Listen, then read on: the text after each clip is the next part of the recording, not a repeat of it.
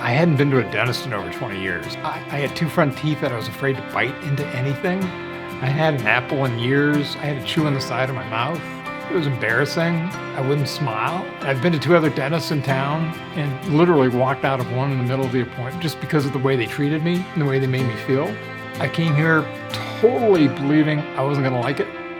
Seriously, when I walked in, it looked really nice, and I'm like, I'm going to hate this. This is way too nice. And then I sat down with Dr. Yaste and the staff, and they were just so welcoming and making me feel comfortable. They weren't judgmental.